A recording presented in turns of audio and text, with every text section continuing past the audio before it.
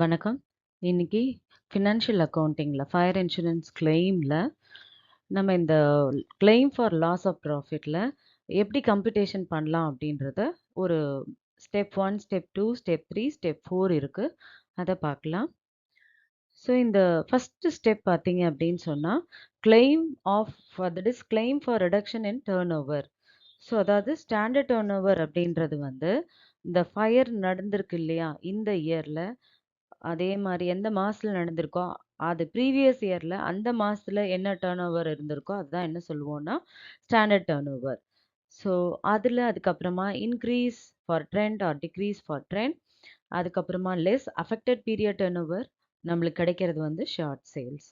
தென் gross profit ratio calculate பண்ணோம். அதுக்கு formula net profit plus insured standing charges divided by accounting year turnover into 100. So, claim for reduction in turnover equal to short sales into gross profit ratio. So, இந்த reduction in turnoverக்கு எவ்வளோ claim அப்படின்றத கண்டுபிடிக்கிறதுக்கு தான் இப்போ இந்த step 1. அடுத்தது step 2 வந்து claim for increased cost of working. So, lowest of the following the three can be claimed for increased cost of working.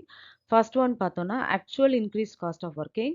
Second one, if all standard charges are not insured, அதுல வந்து பார்த்தீங்கன்னா ஒரு formula use பண்றோம். Net profit plus insure standing charges divided by net profit plus all insurable standing charges into actual increase cost of working.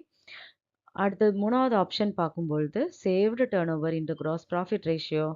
So இதுல என்ன பண்றோம்னா, இதுல 3ல எதனா ஒண்ணு நம்ம இன்க்ரீஸ்ட் காஸ்ட் ஆஃப் ஒர்க்கிங்க்கு கிளைம் பண்ணிக்கலாம். எது லோயஸ்ட்டா இருக்கோ. AO, PO, CO. ஓகேவா? ஸ்டெப் 3 பார்க்கும்போது total claim for the loss of profit. அதாவது ஃபர்ஸ்ட் ஸ்டெப் 1ல ஒண்ணு கண்டுபிடிச்சிருக்கோம் இல்லையா? Claim for reduction in turnover. அங்க கொண்டு வந்துட்டு add claim for increased cost of working step 2ல கண்டுபிடிச்சிருக்கோம். அத ஆட் பண்ணிக்கிறோம். அதுலேருந்து சேவிங் இன் ஸ்டாண்டிங் சார்ஜஸ் எதனா இருந்ததுன்னா, லெஸ் பண்ணோம்னா நம்மளுக்கு கிடைக்கக்கூடியது தான் total claim for loss of profit. அடுத்தது ஸ்டெப் 4 பார்த்தீங்கன்னா, application of average class. If the policy amount is less than the gross profit on annual turnover, average clause applies. Annual turnover, add increase for trend or decrease for trend. Then நம்மளுக்கு என்ன கிடைக்கும்? Adjusted annual turnover.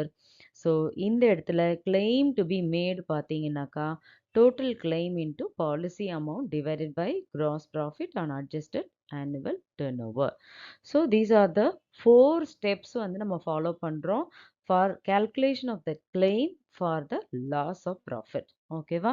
Hope எல்லாருக்கும் இந்த steps வந்து various 4 steps வந்து format வந்து understand ஆயிருக்கும் அப்படின்னு நம்புறேன். நெக்ஸ்ட் வீடியோல நம்ம சம் பார்க்கலாம். Thank you.